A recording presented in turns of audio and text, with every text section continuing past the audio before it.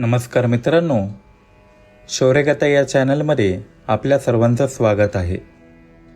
मित्रांनो, जेव्हा आपण छत्रपती शिवाजी महाराजांचं नाव घेतो तेव्हा आपल्या डोळ्यासमोर उभं राहतं एक पराक्रमी स्वराज्य, भव्य किल्ले, तलवारींची चमक, गनिमी कावा आणि मुघलांना दिलेला जोरदार प्रतिकार. पण मित्रांनो, कोणतेही राज्य फक्त युद्धांनी चालत नाही, तर राज्य चालवण्यासाठी लागते मजबूत अर्थव्यवस्था, योग्य प्रशासन आणि न्याय. आज आपण जाणून घेणार आहोत स्वराज्याची कर प्रणाली नेमकी काय होती, शिवाजी महाराज प्रजेवर कसा कर लावत होते, चौथ आणि सरदेशमुखी म्हणजे काय, शेतकऱ्यांना कोणते अधिकार होते आणि स्वराज्याची आर्थिक व्यवस्था इतकी मजबूत कशी बनली. मित्रांनो, शिवाजी महाराजांच्या काळात महाराष्ट्रातील सामान्य जनता खूप त्रस्त होती. मुघल, आदिलशाही, निजामशाही अशा अनेक सत्तांच्या सततच्या युद्धांमुळे शेतकरी उद्ध्वस्त होत होते. गावांवर लुटमार होत होती. जमीनदार वतनदार शेतकऱ्यांकडून मनमानी कर वसूल करत होते. अनेक वेळा दुष्काळ पडला तरी करमाफी दिली जात नव्हती. गरीब शेतकऱ्यांना कर्ज घ्यावं लागायचं आणि अनेक जण आपली जमीन गमवायचे. शिवाजी महाराजांनी हे सर्व जवळून पाहिलं होतं. त्यामुळे जेव्हा त्यांनी स्वराज्य उभारायला सुरुवात केली तेव्हा त्यांनी फक्त युद्ध जिंकण्यावर भर दिला नाही, तर एक न्याय प्रशासन निर्माण करण्यावरही लक्ष दिलं. स्वराज्याच्या कर प्रणालीचा मुख्य आधार होता शेती. त्या काळात शेती हाच अर्थव्यवस्थेचा सर्वात मोठा स्रोत होता. शिवाजी महाराजांना माहित होतं की शेतकरी सुखी असेल तर राज्य मजबूत राहील.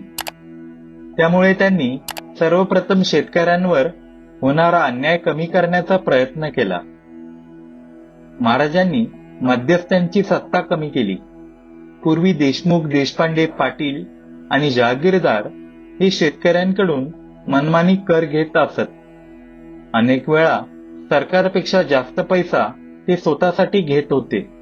पण महाराजांनी कर थेट राज्याकडे जमा होईल अशी व्यवस्था निर्माण केली. शिवाजी महाराजांनी जमिनीची योग्य मोजणी करण्याची पद्धत सुरू केली, कारण त्याआधी कर अंदाजाने घेतला जात होता. कोणाकडे किती जमीन आहे, कोणती जमीन सुपीक आहे, कोणती कोरडी आहे याची स्पष्ट नोंद नव्हती.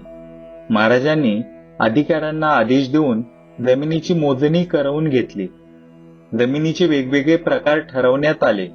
सुपीक जमीन, मध्यम जमीन आणि निकृष्ट जमीन अशा प्रकारांनुसार कर निश्चित केला जाऊ लागला. यामुळे गरीब शेतकऱ्यांवर अन्याय कमी झाला. उत्पादन कमी असेल तर करही कमी लागेल, ही त्या काळासाठी अत्यंत आधुनिक आणि न्याय पद्धत मानली जाते. स्वराज्यातील मुख्य महसूल म्हणजे जमीन महसूल.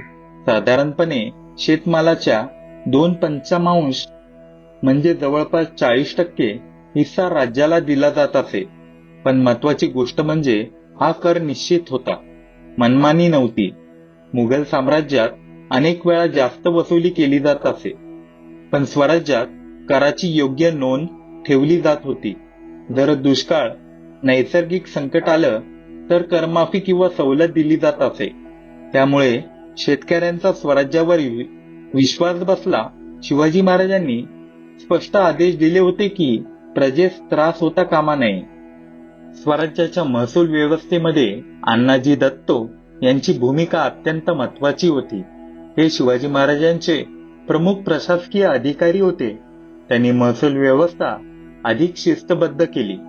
जमिनींची नोंद, करदर, गाव पातळीवरील महसूल गोळा करणं या सगळ्या गोष्टी व्यवस्थित करण्यात त्यांचा मोठा वाटा होता. यामुळे स्वराज्याची आर्थिक व्यवस्था अधिक मजबूत बनली. मित्रांनो, स्वराज्याच्या कर प्रणालीमध्ये सर्वात प्रसिद्ध कर म्हणजे चौथ. चौथ म्हणजे एखाद्या प्रदेशाच्या उत्पन्नाचा चौथा भाग म्हणजे 25% कर. हा कर मुख्यतः स्वराज्याबाहेरील प्रदेशांकडून घेतला जात असे. उदाहरणार्थ, एखादा प्रदेश मुघल किंवा आदिलशाहीच्या ताब्यात असेल, पण त्या भागात मराठ्यांची ताकद वाढली असेल, तर त्या प्रदेशाच्या शासकाला मराठ्यांना चौथ द्यावा लागत असे. या बदल्यात मराठे त्या प्रदेशावर हल्ला करत नसत आणि काही वेळा संरक्षणही देत असत. चौथ हा फक्त आर्थिक कर नव्हता, तर तो मराठा सामर्थ्याचं प्रतीक बनला होता. चौथ सोबतच आणखी एक महत्वाचा कर होता सर देशमुखी. हा साधारण 10% कर होता. मराठे स्वतःला महाराष्ट्राचे पारंपरिक देशमुख मानत होते. त्या अधिकारातून हा कर घेतला जात असे. म्हणजे चौथ 25% आणि सर देशमुखी 10%. हे दोन्ही कर मिळून स्वराज्याच्या तिजोरीत मोठा महसूल जमा करत होता. पुढे मराठा साम्राज्याच्या विस्तारासाठी हीच आर्थिक ताकद उपयोगी पडली. स्वराज्यात व्यापारालाही खूप महत्व होतं. शिवाजी महाराजांना माहित होतं की मजबूत व्यापारामुळे राज्य अधिक मजबूत बनेल, श्रीमंत बनेल. त्यामुळे त्यांनी व्यापाऱ्यांना संरक्षण दिलं. बंदरावरून जाणाऱ्या मालावर जकात घेतला जात असे. मीठ, मसाले, घोडे, कापड आणि इतर वस्तूंवर कर आकारला जात असे. पण हा कर नियंत्रित होता. व्यापाऱ्यांना सुरक्षितता दिली जात होती. त्यामुळे अनेक व्यापारी स्वराज्यात व्यापार करण्यास तयार झाले. मित्रांनो, शिवाजी महाराजांनी फक्त जमीन आणि व्यापारावरच लक्ष दिलं नाही, तर त्यांनी एक शक्तिशाली आरमारी उभारलं. सिंधुदुर्ग, विजयदुर्ग यांच्यासारखे समुद्री किल्ले बांधले गेले. त्या काळात भारतीय राजांमध्ये इतका मजबूत आरमार फार कमी राज्यांकडे होतं. पण आरमार उभारण्यासाठी खूप पैसा लागत होता. जहाज, सैनिक, बंदरे, शस्त्र या सगळ्यांचा खर्च स्वराज्याच्या कर प्रणालीमधूनच चालत होता. शिवाजी महाराजांच्या कर प्रणालीचं सर्वात मोठं वैशिष्ट्य म्हणजे प्रजेबद्दलची संवेदनशीलता. महाराजांनी स्पष्ट आदेश दिले होते की शेतकऱ्यांना विनाकारण त्रास द्यायचा नाही, महिलांवर अत्याचार करायचा नाहीत, गावांची लूट करायची नाही. युद्धाच्या काळातही सामान्य जनतेचं संरक्षण करण्याचा प्रयत्न केला जात असे.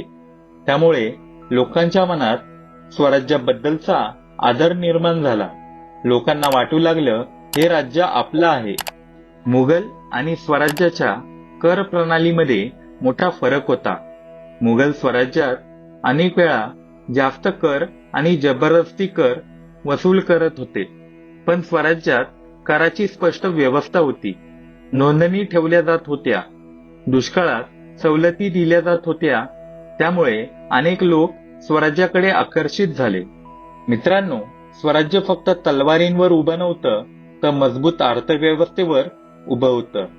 योग्य कर प्रणालीमुळे सैन्य मजबूत होत राहिलं, किल्ले टिकले, आरमार उभं राहिलं आणि प्रशासन व्यवस्थित चाललं. शिवाजी महाराज फक्त महान योद्धे नव्हते, तर ते अत्यंत दूरदृष्टी असलेले प्रशासक होते. त्यांनी उभारलेली आर्थिक व्यवस्था पुढे मराठा साम्राज्याच्या विस्ताराचा पाया बनली. जर तुम्हाला हा व्हिडिओ आवडला असेल तर लाईक करा, चॅनलला सबस्क्राईब करा आणि बेल आयकॉन दाबायला विसरू नका. मी पुन्हा भेटेन एक नवीन इतिहासासोबत. तोपर्यंत जय हिंद.